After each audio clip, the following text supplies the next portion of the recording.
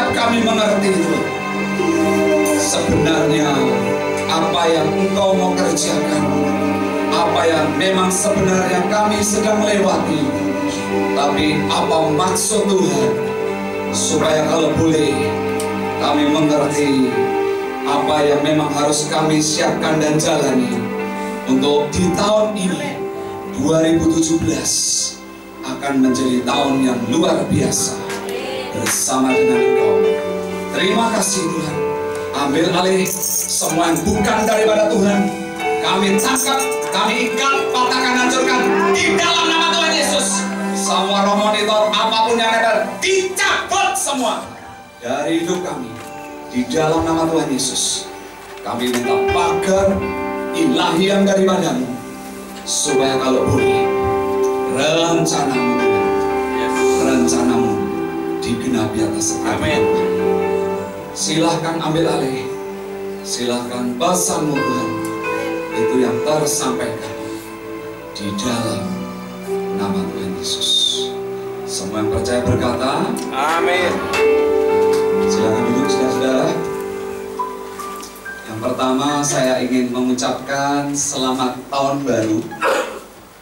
Dan barusan kita melewati hujan cukup lebat ya. Itu pun sebenarnya dalam beberapa hari ini kami yang salah satunya saya dapat tugas untuk terus kawal buat kota ini saudara. Dan kalau saudara juga mau tahu dalam mungkin 1 bulan terakhir ini cuaca tidak bisa ditebak, bahkan sudah terjadi banjir bandang di mana 4 tanggul itu jebol saudara di salah satu daerah di Indonesia, ya itu di NTB, di Kota Bima, yang dimana bahkan banjir dan banjir bandang itu menerobos bukan hanya di area tertentu, tapi sampai masuk di seluruh kota, saudara. Sampai bahkan seluruh kota mengungsi, saudara. Dan tidak selesai, tidak berhenti di situ. Begitu hujan lagi, banjirnya datang lagi, sampai terjadi berkali-kali.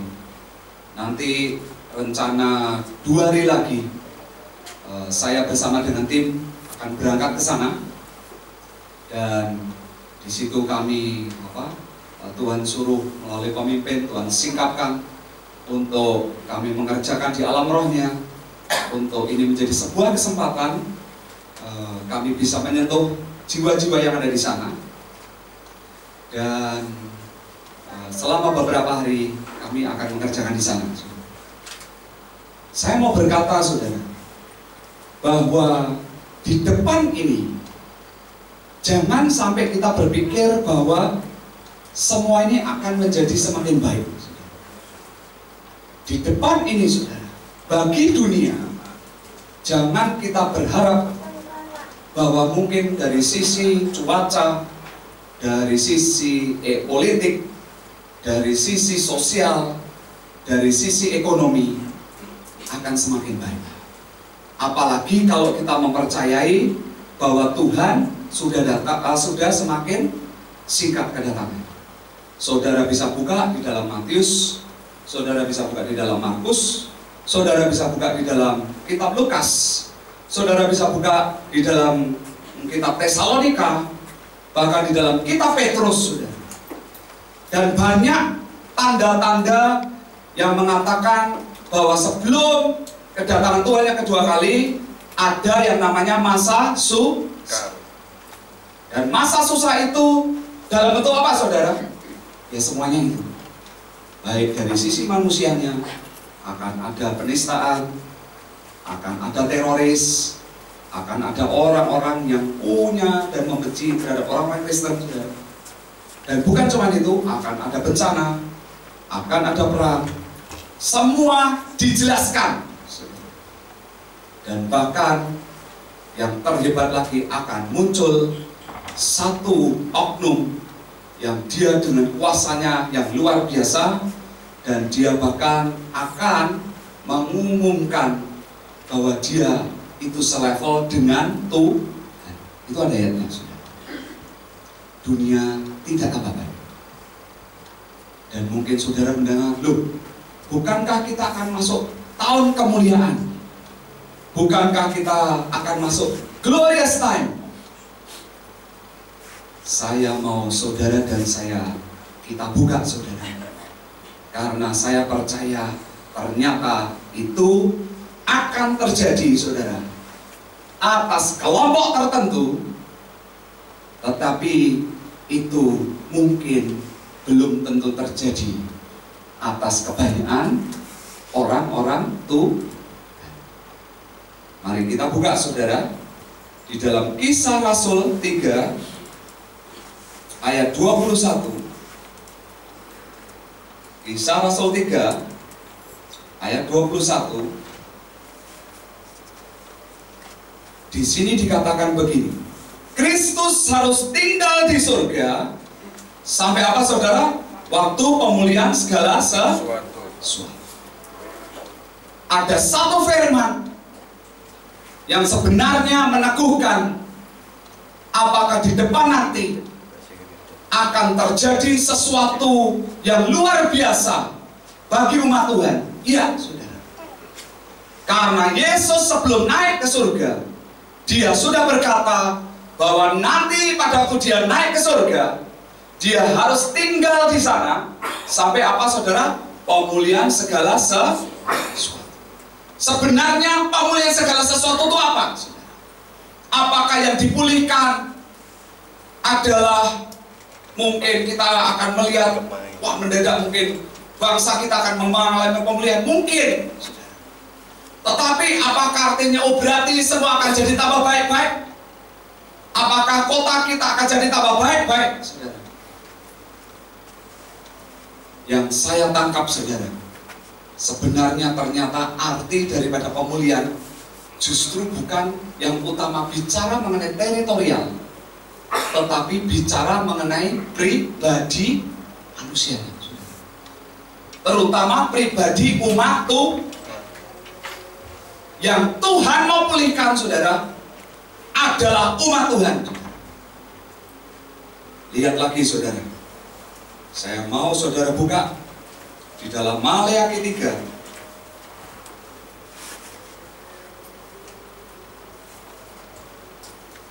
Ini yang Tuhan mau buat di akhir zaman. Ayat 17-18.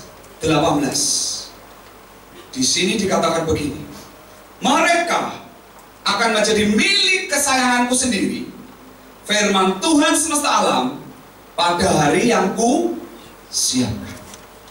Hari yang disiapkan Tuhan ini apa?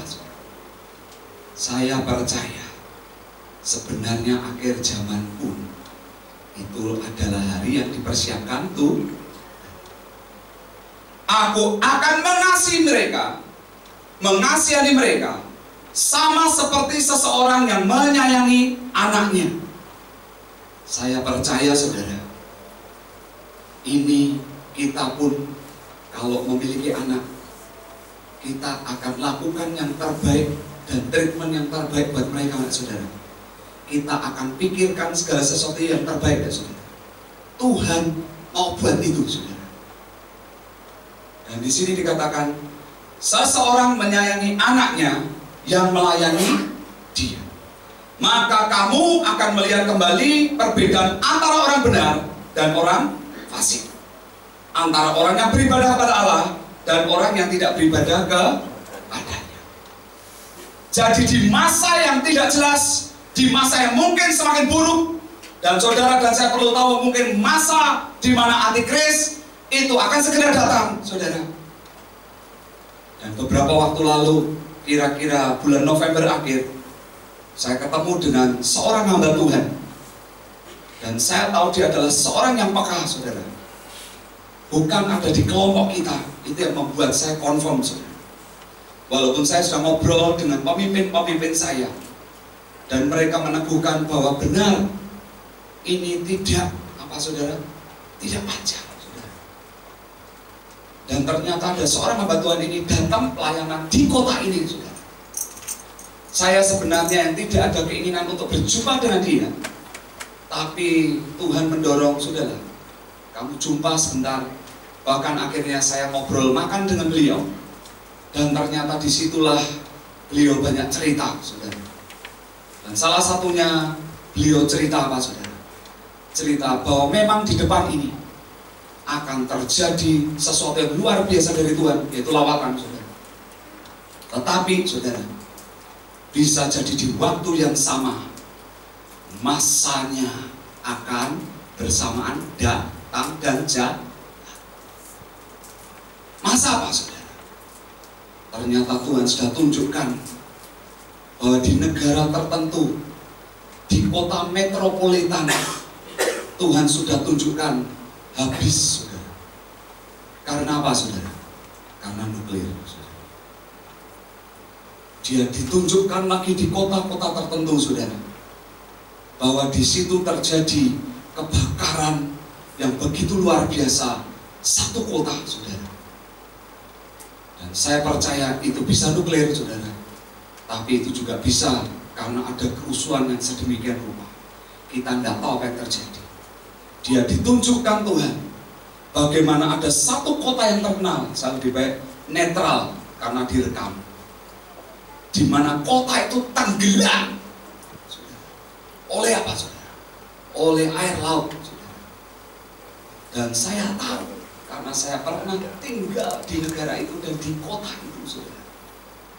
Dan saya sudah mendengar bagaimana ketakutan mereka, para ilmuwan yang hebat, dan mereka berkata, ini tinggal tunggu tanggal main. Bahkan sebenarnya filmnya juga sudah ada. Dia bukan selesai di situ, akan terjadi di mana nanti akan terjadi holocaust, pembunuhan massal di, saudara, negara tertentu yang dulu pernah terjadi, saudara. Dan sampai tidak ada yang berani untuk tinggal di negara itu, keluar semua. Akan, saudara, terjadi di mana para orang-orang yang cinta Tuhan, khususnya hamba-hamba Tuhan dan pendeta-pendeta, dan Tuhan sudah tunjukkan ke dia bagaimana sebenarnya saat-saat ini sudah disiapkan, saudara, kem-kem penampungan untuk orang-orangnya Tuhan, saudara. Dalam skala apa, saudara? Juta. Mungkin kita berkata, enggak benar tuh. Tapi saya mau bukakan sebuah kebenaran firman yang saya juga berdoa, Tuhan, ini gimana, Tuhan? Yuk kita buka, saudara. Di dalam 2 Tesalonika 2, saudara. Kalau saudara lihat judulnya saja, kedurhakaan sebelum kedatangan Tuhan. 2 Tesalonika 2 ayat yang ke-7. Saya tidak akan bacakan banyak hal di sini, saudara. Walaupun saudara ini bicara semua mengenai masa susah nanti, saudara. Tetapi di ayat 7 dikatakan, karena secara rahasia kedurhakaan telah mulai bekerja. Saudara, firman Tuhan berkata apa, saudara? Bahwa mereka, saudara, kelompok-kelompok yang disiapkan oleh si jahat ini yang membawa kedurhakaan, ternyata di situ ditulis apa, saudara? Secara rahasia telah apa, saudara? Bekerja. Firman tidak mungkin keliru. Berarti sebenarnya dari pihak Tuhan sudah juga mendeteksi bagaimana mereka juga pergerakannya tidak akan kelihatan. Oleh sebab itu, jangan kita mendeteksi, saudara, dengan mata kita. Saya tadi padaku di lagu terakhir yang awalnya tidak terlalu gerem, saudara, yang bicara terus mengenai Roh Kudus. Dan tadi semakin kuat Tuhan itu memberi pesan buat saudara dan saya. Ketergantungan kita dengan Roh Kudus harus semakin ditingkatkan, saudara. Karena hanya Tuhan dan Roh Kudus yang mengerti apa yang ada dan jalannya yang di depan yang harus kita lewati. Karena ternyata yang akan disiapkan oleh yang jahat itu pun, itu mereka sedang menyiapkan secara rahasia. Jangan kita pikir nanti kalau sudah muncul di YouTube. Menurut saya saudara, kalau sudah muncul di YouTube telat. Saya percaya kita punya Tuhan yang akan bergerak lebih cepat. Saya tidak akan perpanjang sebuah ini pengertian ini saudara. Tetapi kita harus mulai menyiapkan diri. Dan pada waktu saya mendengar begitu saudara, dia cerita banyak lagi yang lain. Sampai ada satu yang nyeletuk saudara, yang mungkin membuat sebuah kontroversial. Dan dia berkata, oh tenang, nanti pada waktu perang nuklir kita semua sudah diangkat. Siapa saudara yang ingin diangkat pada waktu perang nuklir terjadi saudara? Termasuk saya saudara. Saya berharap hamba Tuhan ini ngomong iya. Saudara tahu, dia bilang tolong berdoa ya. Kok saya dapatnya perang nuklir ada, kita masih di sini saudara. Sejujurnya saudara, pada waktu saya dengar begitu, saya ini tetap manusia. Saya masih kalau dicubit sakit saudara. Kalau mungkin dilempar sepatu ya marah saudara. Saya masih normal saudara. Dan sejujurnya kalau dengar yang begitu, ya ikut kederak saudara hati. Iya. Saya ikut berdoa dan saudara. Iya. Saya bilang Tuhan, nah kalau di depan nanti saya tidak kuat gimana? Terus sebenarnya saya ini melayani Kau dan kegerakannya ngapain? Kalau nanti di belakang aku juga kecewa ujungnya. Tidak kuat, lihat penderitaan. Dan saya kumpulkan, saya diam. Saya tidak ngomong sama yang lain saudara. Saya pendam saudara. Saya pendam saudara. Tapi dalam berjalannya waktu, dalam 1,5 bulan ini, ternyata Tuhan terus mulai bicara. Nah, kamu ingat gak? Memangnya di akhir zaman itu apakah semua akan mengalami masa susah? Kamu dalami enggak yang sebetulnya berkali-kali kamu sering sampaikan? Yang mana Tuhan? Yang mana? Dan saudara tahu, akhirnya Tuhan mulai bicara lagi. Nah, lihat tadi Maleakhi 3 ayat 7. Masa aku tega sama umat kesayanganku? Di Maleakhi disebut dengan jelas, Tuhan akan apa saudara? Membuat yang namanya perbedaan. Dia mau buat yang namanya perbedaan. Terus Tuhan ingatkan lagi, nah, lihat kitab yang lain. Mari saudara, kita buka saudara di dalam kitab Wahyu.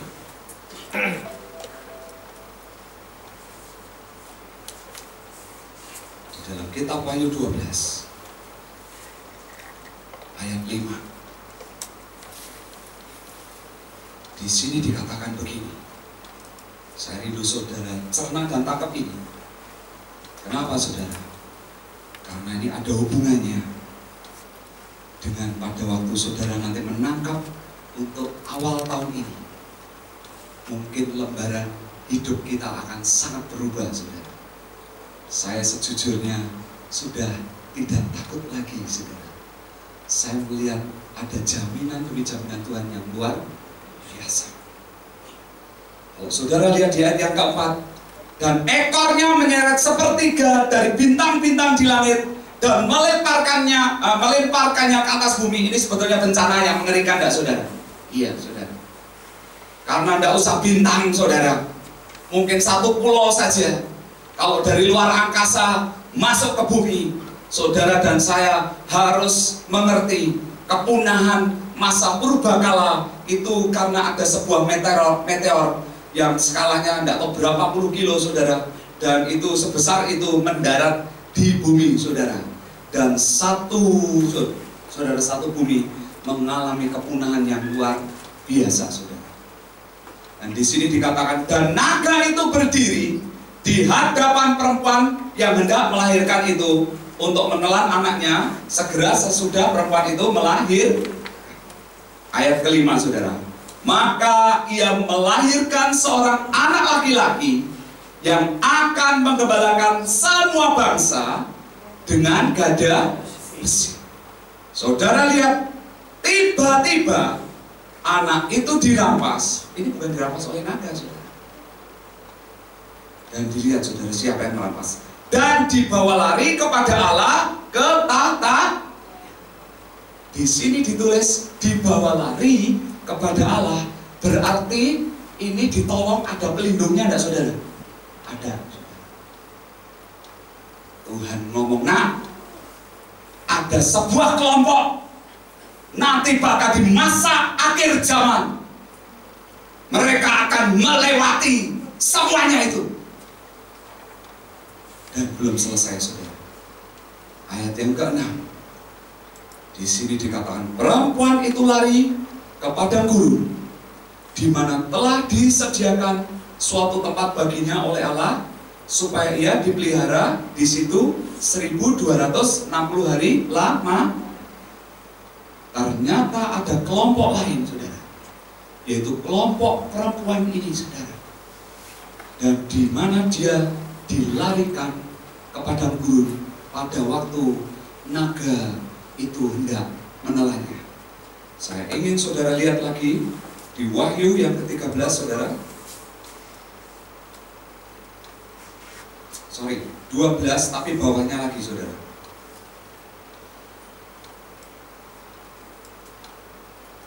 Ayat 13 saudara. Judulnya naga memburu perempuan itu saudara. Lihat saudara. Dan ketika naga itu sadar bahwa ia telah dilemparkan di atas bumi, saya tidak bisa jelaskan ini, saya tidak mau cerita mengenai akhir zaman saudara, tapi saya lebih mau cerita bagaimana nanti di masa susah itu ternyata saudara, buat kita apapun yang kita nanti akan dilewatkan bersama dengan Tuhan, kita tidak perlu khawatir. Tetapi kita harus bagaimana tahu memposisikan diri kita dengan benar di hadapan Tuhan, sehingga kita akan dikategorikan yang mana nih saudara? Apakah kita termasuk kategori perempuan yang melahirkan, atau anak-anak yang dimana di hadapan Tuhan menurut Tuhan dianggap penting? Dan ternyata naga itu pun memburu saudara, bukan yang biasa-biasa saudara, yang diincar anak yang penting ini dulu, kemudian tidak bisa yang diincar perempuannya ini saudara. Dan di sini dikatakan, dan ketika naga itu sadar dan bahwa ia telah dilemparkan di atas bumi, ia memburu perempuan yang melahirkan anak laki-laki itu. Kepada perempuan itu diberikan apa saudara? Kedua sayap dari burung nasar yang besar. Saudara kalau menangkap ini saudara, sebenarnya bahkan kita ini saudara di Bahtera berkali-kali ini, kalau saudara datang ke Jakarta kemarin, sebetulnya pada kuliah tarian saudara, saudara melihat ada tarian yang sayapnya besar saudara. Saya pada waktu merenungin ayat ini, Tuhan, ini jangan-jangan berarti apa yang ada di tracknya ini tidak keliru. Kenapa sampai pemimpin-pemimpin ini dapat sayap? Saya nanti mau cerita saudara, sayap-sayap ini apa, walaupun mungkin akan berbeda mungkin sedikit versinya dengan mereka saudara, tetapi sebenarnya ini yang Tuhan mau saudara dan saya miliki, kejar, inginkan saudara. Karena ini yang akan membawa saudara dan saya melewati apapun di depan. Dan di sini saudara, supaya ia terbang ke tempatnya di mana saudara? Di padang. Justru bukan saudara, bukan seperti anak-anak itu saudara, bukan Tuhan yang membawa dia terbang, tetapi ada apa saudara? Diberi dua sayap yang besar. Di mana ia dipelihara jauh dari tempat ular itu selama 1 masa dan 2 masa dan setengah masa. Sebetulnya 1 masa, 2 masa, setengah masa itu sudah bicara masa antikris gak saudara? Dan sebenarnya berarti generasi perempuan ini, apapun kejahatan antikris yang akan dibuat, bisa nyentuh perempuan ini saudara? Bisa nyentuh anak-anak itu saudara? Gak bisa. Saudara dan saya harus ngerti kuncinya di mana, saudara. Nanti di masa susah ini, saudara dan saya justru akan lihat benar kemuliaan Tuhan dan glorious time. Justru pada waktu saudara dan saya seperti generasi anak ini atau perempuan, kalau saya melihat sebenarnya saudara, kita ini adalah generasi yang perempuan ini. Karena saya juga terkonfirmasi oleh seorang hamba Tuhan yang tadi saya cerita. Saya tanya, Pastor, nanti kira-kira tahun 2017 apa yang akan Tuhan kerjakan? Dia cuma berkata, siap-siap akan terjadi lawatan Tuhan yang luar biasa. Di mana saudara? Di generasi anak-anak muda. Dan pada waktu itu saya berdoa, Tuhan, lah masa kalau generasi yang muda-muda, gimana yang tua, yang dewasa? Ada 2 hal yang saya mungkin mau sedikit tekankan saudara. Kita harus menyadari bahwa Tuhan itu bergerak. Saya percaya sebenarnya di dalam beberapa tahun yang sudah kita lewati, Tuhan memberi kesempatan buat yang dewasa, buat yang, tetapi karena waktunya jalan terus dan dia harus datang saudara, maka pada waktu itu tidak bisa, dia langsung akan lompatkan ke generasi anak-anakmu. Tetapi ada hal yang lain yang saya mau berkata, Tuhan akan dan akan menyiapkan buat setiap kita yang punya sikap hati seperti anak-anak. Tuhan akan membuat lawatan yang luar biasa. Tuhan akan menyiapkan yang luar biasa kepada setiap kita yang punya sikap seperti anak-anak muda. Sebenarnya sikap anak-anak muda itu apa sih saudara? Mereka tidak banyak mikir. Mereka belajar, percaya, dan setiap apa yang mereka percaya, mereka generasi yang saya percaya adalah yang peka dengan Tuhan, generasi yang mengerti. Akhirnya saya juga tanya lagi, Tuhan, tolong perjelas kepada aku Tuhan. Dan saudara tahu, sebenarnya Tuhan ini mau datang yang kedua kali. Mau ketemu siapa sih saudara? Betul. Dan seringkali dia panggilan kita ini apa saudara? Mempelai wanita. Pernahkah saudara dan saya merenungkan bahwa mempelai wanita yang seperti apa yang dia mau kadang kita ini karena mau cuman gampangnya. Mari kita mulai berubah saudara. Jangan cuma mau enaknya saudara. Apalagi saudara, maaf kata, jangan sampai kita mau yang untuk kepentingan diri kita ya. Pokoknya kalau itu untuk kebaikanku, aku lakukan. Kadang kita lihat orang lain punya masalah, kita bisa tolong, tapi kita diam saja saudara. Mari kita mulai kenali saudara, sikap yang seperti apa yang hari-hari ini sebenarnya Tuhan sangat inginkan saudara. Tuhan mulai membukakan, nak, kamu pikir aku mau nyiksa kalian di akhir zaman? dengan masa susah. Coba tangkap, sebenarnya di akhir zaman Tuhan datang kedua kali, mau ketemu dengan siapa? Mau ketemu dengan mempelai. Engkau tahu standar kuasa otoritas yang aku miliki tinggi tidak? Iya. Dan dia akan ketemu dengan mempelai biasa, saudara.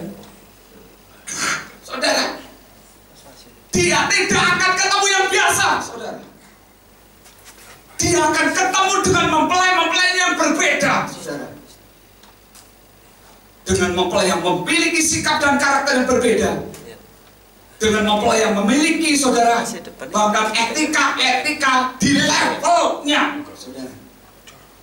Saya bersyukur beberapa hari yang lalu di akhir tahun, Tuhan izinkan mimpi daging saya digenapi. Saya bilang sama Tuhan, Tuhan, aku pengen keliling ke Jepang. Dan Tuhan genapkan itu. Salah satu apa yang menjadi keinginan saya, kenapa pengen ke sana, saudara?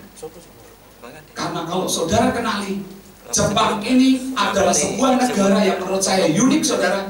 Mereka yang punya taste, saudara. Mereka yang punya etika, saudara. Bahkan mereka yang terkenal menurut saya untuk golongan Asia. Mereka ini adalah orang yang paling berani, saudara. Untuk apa, saudara? Untuk mereka memiliki gaya hidup dengan level yang tinggi, saudara. Bahkan mereka berani, saudara, mengatakan pokoknya produk Eropa yang biasa, produk Amerika yang biasa, tidak boleh lebih tinggi dari produk mereka, saudara. Saudara datang kalau nanti ke mall-mallnya, saudara, bingung, saudara. Lihat mungkin, saudara yang tahu merek, mungkin bicara sepatu Clark, ya kan, saudara. Mungkin saudara bicara Gucci, ya kan, saudara. Yang umum lah, ya. Jangan bicara Gucci yang mahal, saudara. Dan mungkin saudara lihat hem, saudara.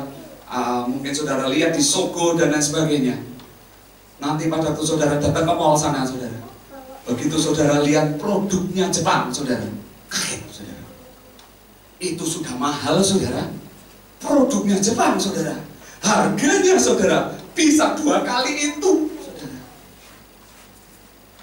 Saya kemarin lihat jam tangannya Jepang, saudara. Tidak masuk Indonesia, masuk, saudara, mereknya Seiko. Tapi di Jepang dijual yang mereknya Grand Seiko, saudara. Pas kemarin tidak sengaja lewat bersama dengan keluarga Bapak Gembala karena saya nemenin mereka. Ternyata harganya berapa, saudara? 500 juta. Coba cari jam Seiko 500 juta di Indonesia kalau nemu, saudara. Saudara, mungkin kalau kita secara manusia berpikir, bodoh, karena itu secara dunia tidak terkenal. Tapi saudara, mereka berani menaruhkan. Saya percaya, saudara, belum tentu kualitasnya itu kalah dengan yang 500 juta buatan Eropa, saudara. Saya bahkan pernah kemarin datang ke toko sepatu nemenin Bapak Gembala saya beli sepatu, saudara. Bagaimana, saya tidak tahu kalau di sini pelayanannya seperti apa. Tadi barusan saya nemenin ibu saya beli sepatu, saudara. Ya sudah, cuma di sini cocok, pas, sudah langsung pakai, saudara. Beli, ya sudah, saudara. Sepatunya langsung dipakai oleh ibu saya, yang lama dimasukin ke kotaknya, selesai. Bapak Gembala saya beli sepatu, saudara. Begitu dilihat, cocok, ini mau dipakai nih, saudara. Oke, nanti dulu diambil, saudara, sepatunya. Dilihat dulu, saudara, nomornya, saudara. Dua-duanya loh, kanan kiri, saudara. Oh iya, nomornya 45. Saya pikir selesai, saudara. Belum selesai. Sepatunya setelah dilihat nomornya dibeginikan, saudara. Jadi bawahnya ini, saudara, ditempelkan nih, saudara. Saya belum pernah ke toko sepatu lihat itu, saudara.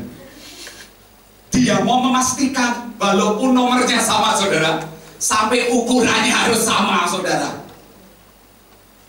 Ini saya bilang, wow, ini mereka punya servis yang terbaik. Rasanya kalau di servis begitu, kalau mau cari sepatu pengen ke situ nggak, saudara? Saya percaya, saudara, Tuhan akan ketemu dengan mempelai yang berbeda, saudara. Bukan hanya karakter, bukan hanya itu, tapi saya percaya lagi, Tuhan akan beri, saudara, kuasa ilahi yang dimiliki pada waktu manusia pertama kali diciptakan, dengan otoritasnya akan dikembali. Tetapi itu hanya akan dikembalikan oleh siapa, saudara? Kepada orang-orang yang disayangi.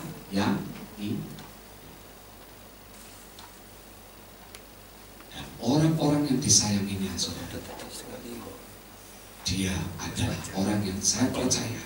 Kalau kita melihat contohnya saja, salah satu yang paling sering kita bahas, siapa, saudara? Daud, saudara. Kenapa, saudara? Karena dia dikenal, karena hubungan pribadinya, intimnya luar biasa, saudara.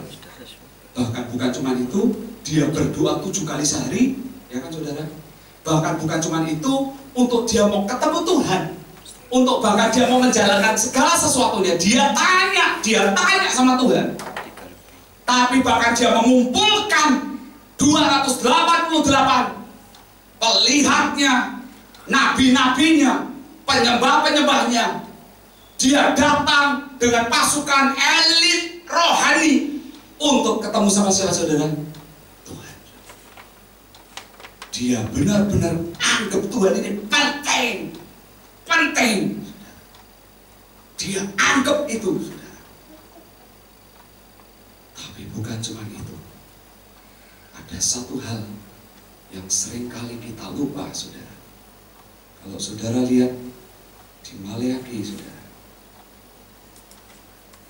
saya kembalikan supaya nanti kita lihat yang pas, saudara. Maleakhi 3 ayat 17. Saya akan bacakan supaya kita saudara. Di sini dikatakan, mereka akan menjadi milik kesayanganku sendiri, firman Tuhan semesta alam. Pada hari yang kusiapkan, aku akan mengasihani mereka sama seperti seseorang menyayangi anaknya. Apa, saudara? Yang melayani Kenapa orang-orang ini, saudara, dicintai dan disayangi, menjadi anak-anak kesayangannya Tuhan? Karena ternyata punya kehidupan, yaitu apa, saudara? Menyukakan hati Tuhan. Saudara, kalau lihat lagi, saudara, di dalam Wahyu tadi 5, saudara, supaya kita lihat apakah ini hanya kebetulan pernyataan saya atau yang confirm, saudara. Di Wahyu 12, saudara, ayat 5. Dan di sini disebutkan, maka perempuan itu melahirkan seorang anak laki-laki. Apa, saudara? Malah disebut ternyata punya pekerjaannya apa, saudara? Yang akan menggembalakan semua bangsa dengan gada besi. Saudara, kalau mau tahu gada besi itu artinya kebenaran, saudara, kalau mau tahu yang dinamakan kebenaran itu hanya satu, yaitu Tuhan Yesus, yang dia berkata bahwa akulah jalan, kebenaran, dan di mana menggembalakan semua bangsa bersama dipimpin oleh Yesus. Berarti dia intim tak, saudara? Ya. Dia peka enggak, saudara? Ya. Dia mendengarkan nadanya enggak, saudara? Tapi bukan cuma dia peka, bukan cuma dia mendengarkan, tapi dia melakukan enggak, saudara? Ini, saudara. Jangan heran, mungkin hari-hari ini saudara mungkin sudah lakukan satu bagiannya. Saudara mungkin sudah beribadah. Mungkin kita sudah, saudara, melakukan persembahan, ikut nyembah, saudara. Tapi saudara dan saya harus mengerti, umat yang disayangi Tuhan sebenarnya umat yang mengerti juga kesukaan Bapaknya, saudara. Kesukaan Tuhan. Kalau tidak intim, tidak akan ngerti. Hanya yang intim, nanti nggak usah ngomong aja. Nanti di sini, saudara. Saudara kalau mau lihat lagi, buka lagi saudara, mengenai pribadinya Daud di Kisah Rasul 13 kalau tidak salah ayat 22. Saudara buka Kisah Rasul 13 ayat 22. Dan ini membuktikan dan menjelaskan kenapa Daud itu menjadi orang yang dikenal. Menurut saya tidak berbeda dengan Maleakhi tadi, menjadi orang yang disayangi oleh Tuhan. Dan di sini dikatakan setelah Saul disingkirkan, Allah mengangkat Daud menjadi raja mereka. Tentang Daud, Allah telah menyatakan, aku telah mendapat Daud bin Isai, seorang yang berkenan di hatiku, dan apa saudara? Melakukan segala kehendak. Ternyata saudara, bukan sekedar Daud hanya intim dengan Tuhan, tetapi melakukan segala kehendak. Ada sebuah kebenaran yang saya mau kupaskan dengan saudara, yang menjelaskan ini, meneguhkan ini saudara. Yang mungkin bahkan saudara sudah mungkin mengerti ayat itu karena cukup terkenal, sampai mungkin saudara mempertanyakan karena pada waktu saudara berusaha mempraktekkan. Dan mungkin kita berkata, loh, kok tidak terjadi ya? Saudara bisa buka, saudara, di dalam Yohanes 15, ayat yang ke-7. Sorry, saya membuka firman tidak sedikit, karena saya mau saudara jelas, saudara, dan mengerti, saudara. Dan di sini dikatakan, Yohanes 15 ayat 7, jikalau kamu tinggal di dalam aku, dan firmanku tinggal di dalam kamu, mintalah apa saja yang kamu kehendaki, dan kamu akan menerima. Saya termasuk orang yang pada waktu menangkap firman ini awalnya bergairah, saudara. Saya juga termasuk orang yang pernah mengalami, saya pesimis dengan ayat ini, saudara. Karena saya merasakan, oke Tuhan, berarti aku sungguh-sungguh dengan Engkau, saya ibadah, tapi saya berdoa minta apa saja kok tidak digenapin ya. Loh, apa Tuhan itu kurang? Yang mana? Akhirnya saya tidak nangkep, Tuhan, maksudmu tinggal di dalam aku dan firmanku tinggal di dalam kamu ini bagaimana? Tuhan menyingkapkan lagi, saudara.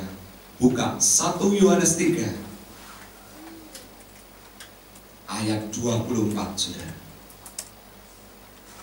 1 Yohanes 3 ayat 24. Di sini dikatakan begini, barang siapa menuruti segala perintahnya, ia diam di dalam Allah, dan Allah di dalam dia. Ternyata saudara, artinya di dalam Yohanes 15 ayat 7, barang siapa tinggal di dalam aku, dan firmanku tinggal di dalam dia, saudara. Ternyata artinya barang siapa menuruti segala perintah. Saudara kalau baca tadi di Kisah Rasul 13 ayat 22, yang Daud lakukan, yang membuat dia dari nothing, saudara, menjadi something. Yang bahkan mungkin kalau saudara pernah mendengar beberapa hari ini melalui salah satu pemimpin saya menyampaikan bahwa ternyata Daud ini bukan anak kandung, saudara, bukan anak yang dipilih makanya dia tidak disodorkan kepada Samuel, saudara, tapi ternyata dia dipilih Tuhan dan dia diangkat ke atas sampai bahkan dia jadi raja. Bahkan saudara lihat dia yang memiliki semuanya. Ternyata salah satu kuncinya apa, saudara? Salah satu kuncinya dimana karena dia melakukan segala apa, saudara? Kehendak. Pada waktu saya berangkat ke Jepang, saudara, saya melewati ada sebuah perjalanan yang buat saya awalnya gak enak. Kenapa, saudara? Gak enaknya karena ternyata Jepang itu semua mahal. Jadi saya juga harus kira-kira mengatur sedemikian rupa untuk saya juga bisa mengatur pengeluaran dengan yang terbaik, saudara. Dan salah satu pengeluaran yang cukup mahal itu adalah transportasi, saudara. di mana kami tidak menyiapkan budget untuk kami, saudara, pakai taksi. Karena kalau pakai taksi, saudara, saya pernah naik taksi 40 menit, saudara. Mungkin itu sama seperti dari Nginden pergi ke Pasar Atom. Saudara tahu, beberapa tahun yang lalu, karena saya menemani pemimpin-pemimpin saya tidak izinkan mereka bayar, saya pikir Allah paling berapa, ya kan saudara? Nggak tahunya saya bayar 1,2 juta, saudara. Dan saya sudah cek di internet, pada waktu saya kalau memilih naik taksi dari airport Narita pergi ke Tokyo, saudara, itu bisa habis antara 1,5 sampai 2 juta, saudara. Kayak mainan, uangnya enggak, saudara, kayak laku, saudara. Jadi singkat cerita, kami mempelajari, dan yang termurah adalah naik kereta, saudara. Tapi saudara tahu, di Jepang, di Tokyo khususnya, populasi penduduk di situ 38 juta. Dan saya pikir, tenang, saya pernah ke Singapura, saya pernah ke Hong Kong, saya pernah ke Korea, saudara. Dan pada waktu saya ke sana, saudara, saya bisa naik kereta, saya temenin bapak kepala saya, ada yang sendiri, buat saya gampang. Pada waktu saya pergi ke sana, ke Tokyo, saudara, kemarin, saudara, banyak waktu kami luangkan untuk apa, saudara? Kami mau pergi kemana, itu bingung, saudara, mau beli tiket keretanya, saudara. Karena ternyata satu stasiun kereta itu, saudara, di situ ada 3 kelompok atau 3 kereta api yang berbeda, dan setiap bagian dari kereta api ini pun ada begitu banyak jalur, saudara. Jadi kami tidak ngerti, waduh ini kok kayak gini, tulisannya awalnya Jepang semua, mau tanya tidak ngerti, saudara. Pernah kami tanya, saudara, dia menjawab pakai bahasa Jepang, lah gimana nyambungnya? Saya coba pakai bahasa Indonesia, ya udah nyambung, saudara. Pakai bahasa Jepang nggak nyambung. Kami cuma tanya, ya kan, saudara? Dia jelasin, nggak mudeng, saudara. Dan kita begitu terus sampai ujungnya, akhirnya kita lihat-lihatan berdua, ketawa bareng, dah, saudara. Dan itu kami lewati, saudara. Karena ternyata di sana mesin untuk beli keretanya saja tergantung kereta yang mana yang mau dipakai. JR Railroad itu adalah milik pemerintah yang di darat, saudara, yang ini di darat yang biasa antar dalam kota, saudara. Itu aja ada kira-kira ada 7-10 line, saudara. 7-10 jalur, saudara. Warna itu banyak sekali. Yang subway, saudara, ternyata ada mesinnya sendiri, tempatnya lain lagi. Kami nggak ngerti, saudara. Kayak orang bingung. Sampai di satu titik itu, aduh Tuhan, ya, ngomong sama siapa ya, akhirnya sama Tuhan aja kan, saudara. Tolong orang muda, lihat mesinnya macam-macam, saudara. Semua tulisannya bahasa Jepang. Nanti dipencet keluar Inggris, tapi ya udah mudah, saudara. Sampai akhirnya sambil sembahyang, sampai mesin ini yang mereka ini kalau datang per detik ribuan, saudara. Jadi mesin itu kadang ada 10, saudara. Maaf kata ya, kami duduki satu kan, saudara. Harusnya tuh antriannya panjang. Ya piye, maaf. Sana, mungkin mempelajari dulu, saudara. Kayak orang blokan, saudara. Waktu lama di situ. Kami lewati itu, saudara. Berkali-kali. Hari itu mungkin kami bisa beli tiket. Besok bisa bingung lagi, mesinnya ganti lagi. Tempat yang berbeda, mesinnya lain lagi, saudara. Kadang harus jelas lagi. Karena kalau enggak, saudara, kesasar. Begitu kesasar, saya tidak mau perpanjang mengenai cerita ini, saudara. Tapi Tuhan berbicara. Kamu ngerti enggak? Aku kok izinkan kamu untuk mengalami ini, dan kamu rasa menderita ya? Iya Tuhan. menderita. Karena tidak tahu, tidak ngerti harus bagaimana. Akhirnya juga terus sambil mencari dengan kekuatannya, tapi juga berdoa. Tuhan bilang, nanti di tahun 2017 engkau harus siap dengan semuanya itu yang tidak jelas, yang dunia tidak mungkin bisa menjawab, dan yang hanya bisa menjawab aku. Maka engkau mau nggak tempelkan dirimu? Pada waktu ada sesuatu pekerjaan, pelayanan, sikap hati yang berubah, dan itu tidak sesuai dengan keinginan, mau nggak? Kau pikir aku jahat? Kau harus tangkap apa yang menjadi hati. Saya baru ngeh, saudara. Ternyata jangan heran buat kita yang hari-hari ini, saudara. Mungkin saudara sudah lakukan semuanya buat Tuhan, dan saudara merasakan bahwa Tuhan, kok tekanan semakin berat, masalah kok nambah. Saya mau berkata, saudara, kita mau lihat itu, dan kita mau menjadi seperti mempelai gampangan. Aku tidak tertarik, aku mundur saja. Aku tidak mau yang susah begitu.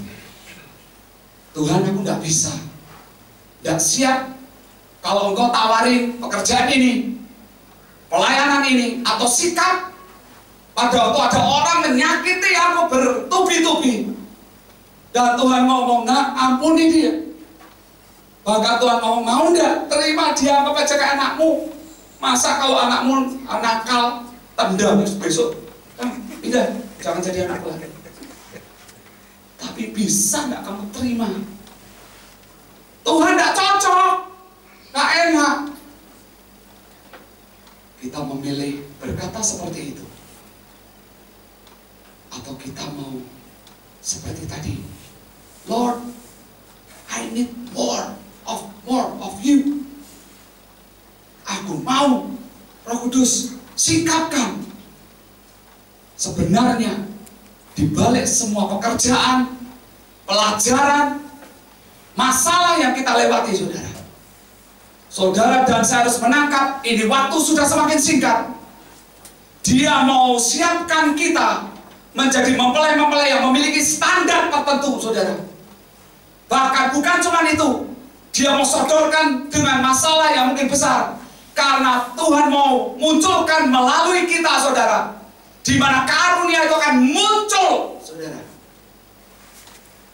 Yang mungkin saudara berkata, aku tidak bisa doain orang, aku tidak bisa doain pelipat gandaan, aku tidak bisa, Tuhan, untuk injilin mereka, atau aku tidak bisa, Tuhan, kalau aku disuruh nyanyi. Dan Tuhan berkata, nyanyi nak, karena di situ pada toko nyanyi, ini urapanku, dan nanti kau akan lihat lawatan itu akan terjadi. Sebenarnya, saudara, di hadapan Tuhan, semua persoalan kita segini loh, saudara. Tinggal kita lihat yang segini, atau kita mau sepakat sama Tuhan, saudara, segini. Karena pada waktu kita sepakat dengan Tuhan segini, nanti, saudara, semakin tidak jelas di belakang, di depan kita, semakin buruk masa, tapi semakin di-stretch, saudara dan saya bisa, saudara.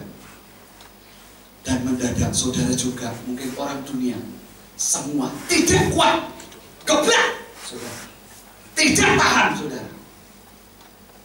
Tapi saudara dan saya, karena keilahian Tuhan semakin masuk di kita, dan kita tidak lihat itu besar, tapi seberapa, saudara? Segini.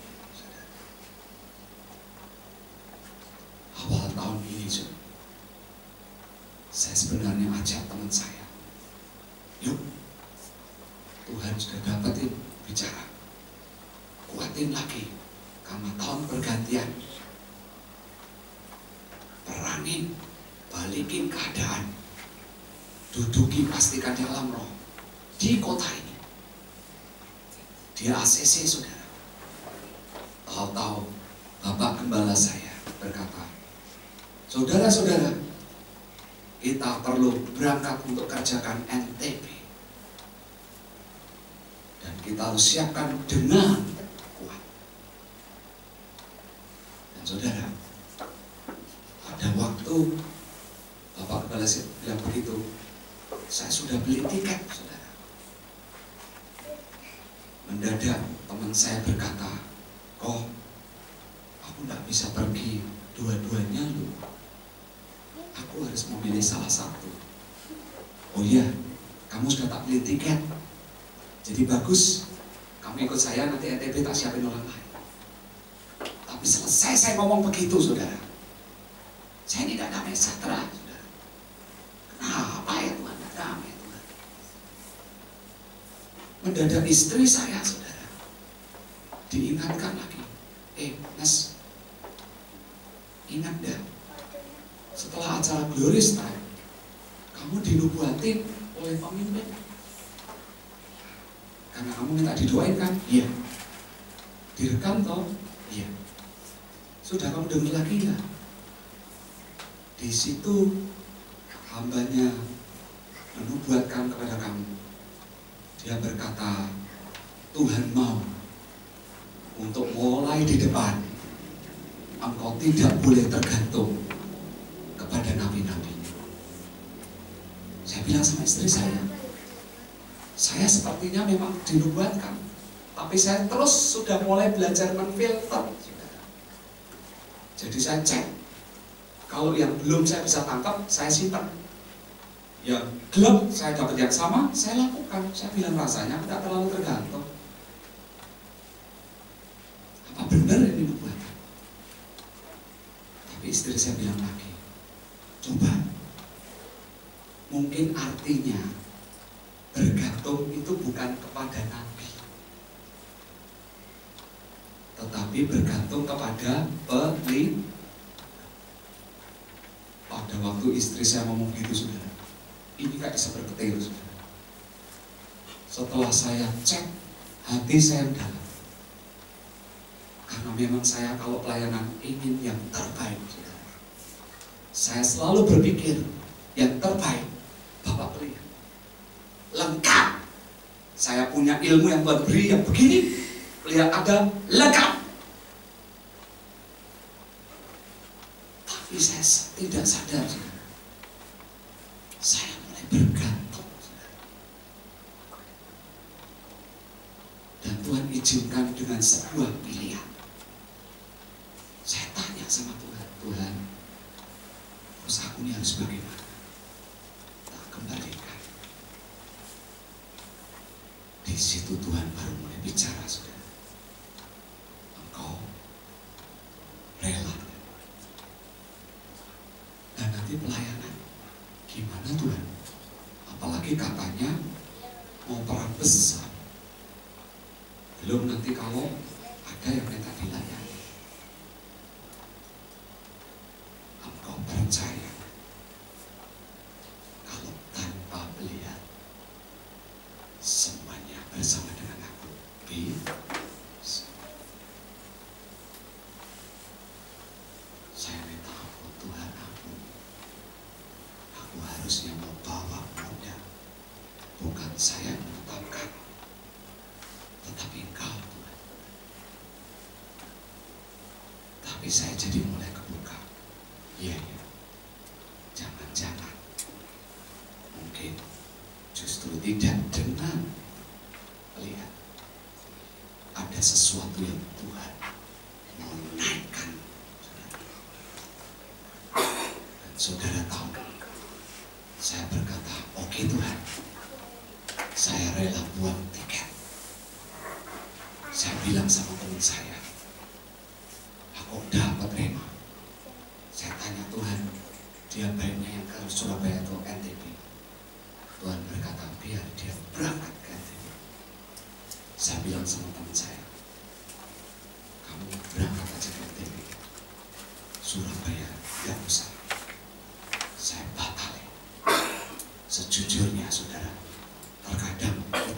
sudah biasa dengan ilmu dan pengalaman kita, saudara. Dengan pelayanannya menjadi nyaman, saudara. Tuhan berkata sesuatu yang baru dan rela, saudara. Ini seperti kayak digores, saudara. Gak enak, saudara.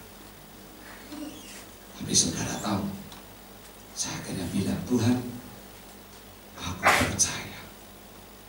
Berarti ada sesuatu yang kau mau buka. Saudara tahu, ternyata pada waktu saya datang, pada waktu saya harus layani orang, pada waktu kami harus kumpul, saudara, bersama dengan tim, tanpa melihat, saudara. Tapi di situ akhirnya kebuka dengan kebuka, saudara. Saya yang tadinya tidak bisa, saudara, saya mendadak bisa ngeluh. Ada toh ini, ada yang kadang saya tidak bisa lihat, ada yang mendadak saya bisa lihat, saudara. Ada yang mendadak Tuhan singkapkan, bahkan yang ajaib, ada juga ternyata dari tim kami yang sudah lama tidak pernah kumpul, dan mendadak dia disingkapkan Tuhan untuk kembali, dan dia kembali, dan ternyata Tuhan juga pakai dia, saudara. Bahkan sampai yang luar biasa, saudara. Tuhan bisa tunjukkan itu penglihatannya tidak benar. Itu artinya begini, spiritnya ini. Kami ditunjukkan, saudara, ada 2 naga, saudara. Dan Tuhan bisa ngomong dengan jelas. Dan si pelihat itu berkata, naga merah, naga putih. Tuhan ngomong dan dia berkata, ini roh kemarahan perpecahan, satu roh penyesatan. Di sini langsung bicara, itu bukan roh penyesatan. Dicek lagi warnanya, putihnya putih apa? Itu roh bencana, itu naga air, itu perak. Dia bilang dicek lagi, oh iya perak. Titik disuruh kami dopernya di mana, saudara? Ditunjukin di 1 titik, saudara, di daerah Kenjeran, saudara. Kita peranin di tempat, saudara, di rumah, saudara. Tuhan berkata, datang ke sana untuk dituntaskan. Yang mengagetkan, pada waktu kami tiba di sana, saya masih ingat kok, saudara, naganya itu dulu warnanya lain, saudara, dulu. Entah warnanya kalau tidak salah hijau atau gimana, sama merah atau gimana. Ternyata 2 naganya sekarang dicat, yang satunya merah, yang satunya apa, saudara? Silver, saudara. Perak. Bukan cuma itu. Tadi malam, saudara, pada waktu saya ngisi ibadah dan selesai ibadah, ada seseorang datang. Dia berkata, Pak, tolong doakan saya karena punggung saya sakit. Dan saya tidak ngerti ini kenapa saya olahraga sepertinya over.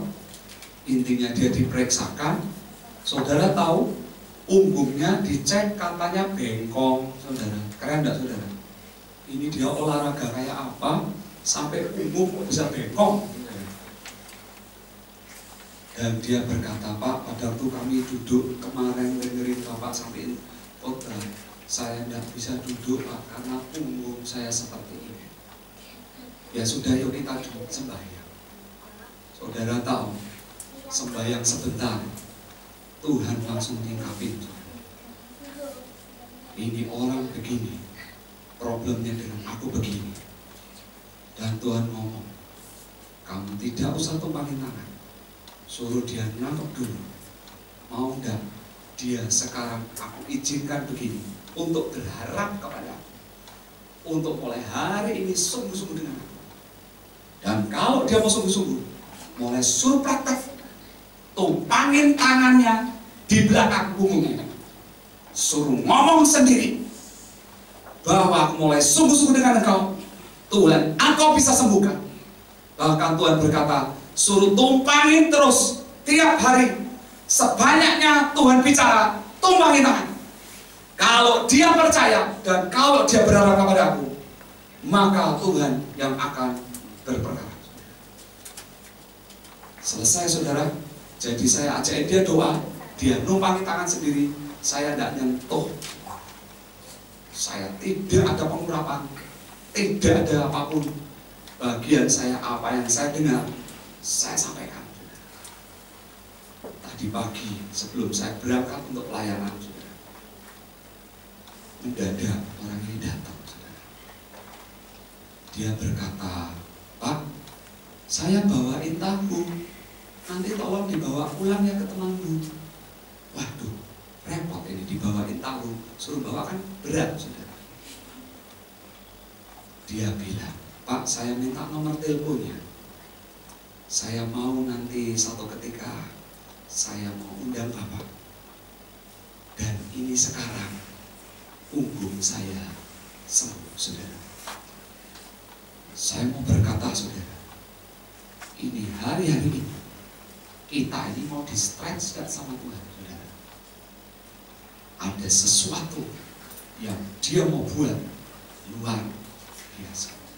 Yang terakhir, saudara, ini ada hal yang sedang aneh terjadi, yang saya juga tidak ngerti, saudara.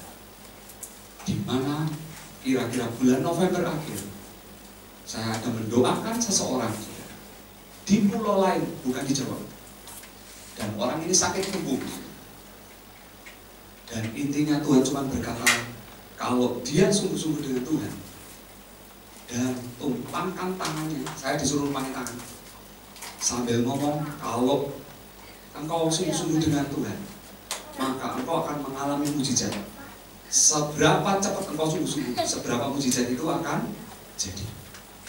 Dan jika cerita hari itu seperti malam begini, saya doakan besok pagi saya pulang ke Jawa sampai di Jogja, dan ternyata dia telepon, saudara, dan dia mengalami itu, saudara. Dan dia berkata, "Boleh enggak aku kenalkan kau dengan seseorang, dan ini kerabatku, tolong bisa enggak Desember?" Saya Desember enggak ada waktu, harus persiapan buat acara di Jakarta. Setelah itu pergi ke Jepang, nemenin pemimpin saya, tidak ada waktu, belum ada retreat dan lain sebagainya. Oke, akhirnya tidak ada bicara. Kira-kira 3 hari lalu atau 2 hari lalu, ini hamba Tuhan ini SMS saya dan telepon saya, tapi saya lagi siar, jadi saya tidak angkat. Dia cuma SMS, dia bilang, "Pak, ini saya sudah ngomong sama kerabat saya, orang Mabes Polri, dia tinggal di Jakarta, istrinya sakit di Batam, dan tidak tahu sakitnya apa, sudah obatkan di Polda, di Singapura, di Malaysia, tidak sembuh, dan sepertinya ada hubungannya dengan ini. Boleh ya, tolong dibantu." Ternyata, saudara, bukan hanya hamba Tuhan ini, orang yang bersangkutan hubungin saya, saudara. Jadi akhirnya saya kontak, dia tidak menunjukkan jati dirinya, saudara. Dia cuma berkata, "Boleh enggak saya minta tolong keadaan istri saya seperti ini, nanti semua diatur. Saya seorang polisi, saya tinggal di Jakarta, istri saya tinggal di Batam." Akhirnya saya respon, saya bilang, "Coba nanti saya cari waktu, nanti kita kalau memang benar-benar Tuhan mau, ya nanti kita set up waktunya." Ternyata malam, saudara, salah satu pemimpin yang selini dengan saya di Temanggung, dia mendadak telepon saya, saudara. Dia berkata begini, "Kok, ini ada polisi yang di jemaat kita nyariin kau." Loh, kenapa?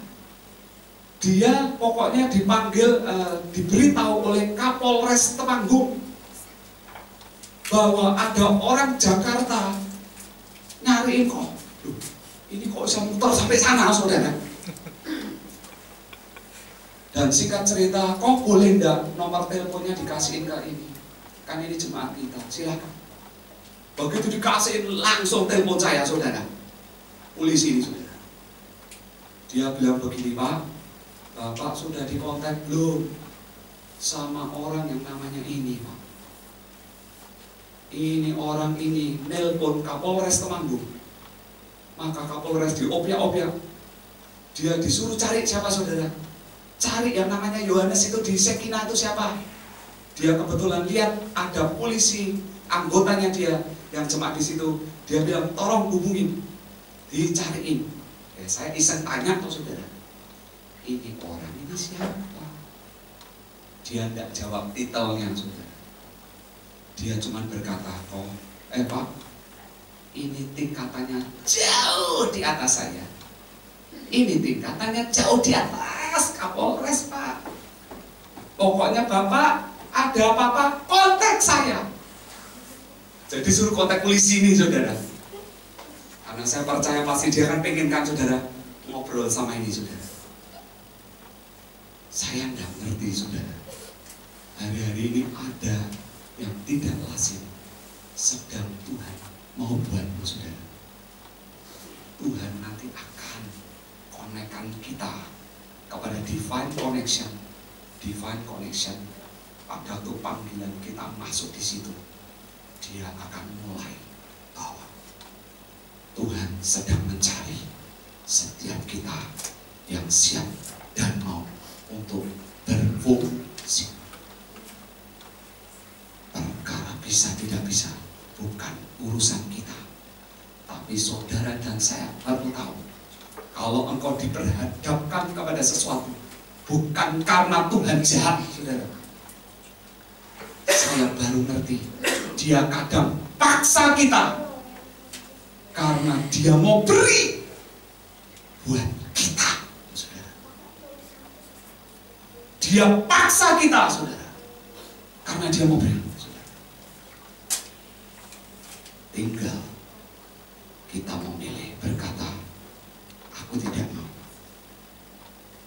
Atau justru kalau saudara lihat, kuncinya kenapa Daud mengalami pembalikan yang luar biasa. Kenapa generasi gada besi dan perempuan itu bahkan di masa susah dilewatkan. Sebenarnya Tuhan tertarik buat kita-kita yang punya hati seperti anak-anak muda, saudara. Yang pada waktu disodorkan, siap, aku mau. Dan di situ buat Tuhan untuk mengubah saudara, untuk menambahkan saudara sesuatu yang saudara tidak miliki, dan mendadak saudara menjadi yang luar biasa. Itu mudah, saudara. Apalagi saudara mungkin berkata, Tuhan, aku punya masalah belum selesai. Coba kira-kira kalau saudara punya anak yang saudara sayangi, saudara pasti punya anak, tidak mungkin tidak ngerti kan persoalannya kan saudara.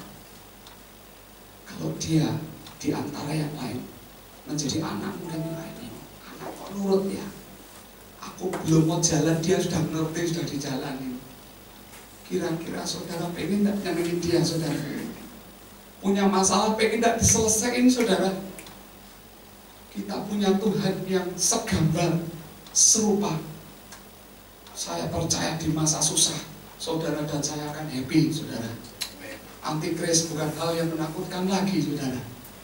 Karena kita akan berjalan bersama dengan Tuhan yang lebih hebat dari semua itu, saudara. Saya mau saudara tangkap ini. Tetapi jangan kaget. Manuver-manuver yang Tuhan akan buat di depan semakin tidak bisa kita nalar, saudara. Bagian kita butuh ini dihidupkan. Bagian kita perlu punya sikap hati, Tuhan, apapun yang Engkau mau, aku mau lakukan. Saudara lihat, gada besi berfungsi, Daud berfungsi melakukan segala kehendak. Wanita itu berfungsi di mana dia rela untuk hamil dan melahirkan generasi-generasi yang luar biasa. Dia rela membangun pasukan, saudara.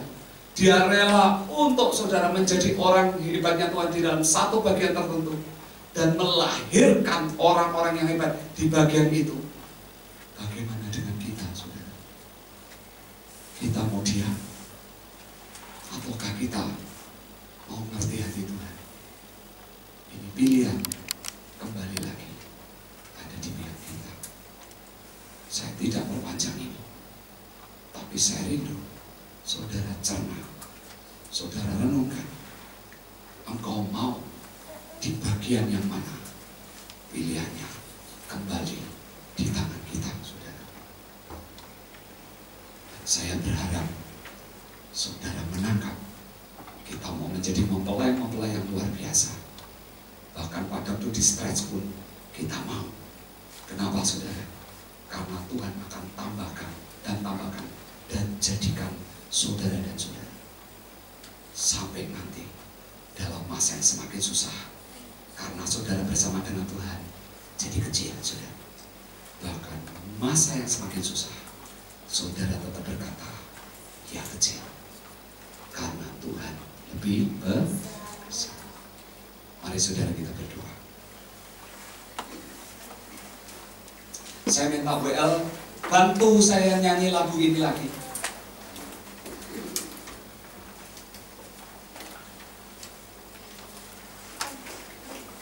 Saya mau, mari saudara kita mau bangkit berdiri.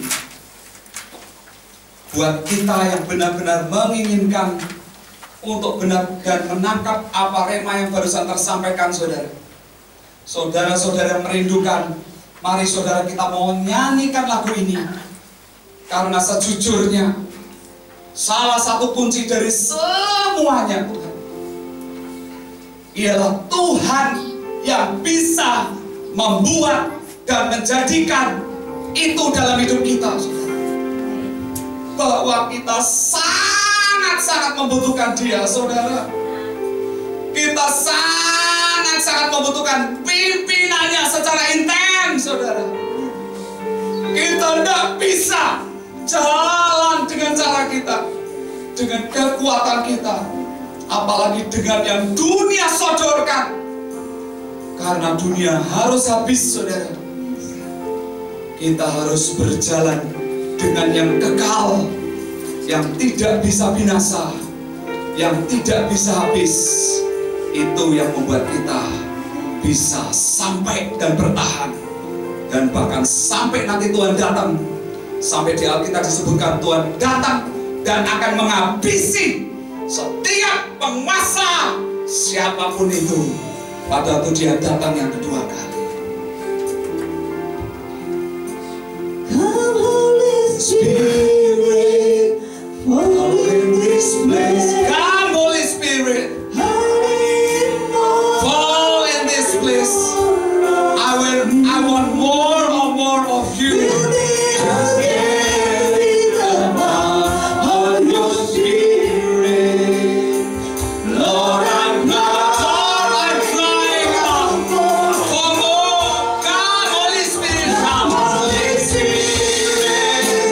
Oh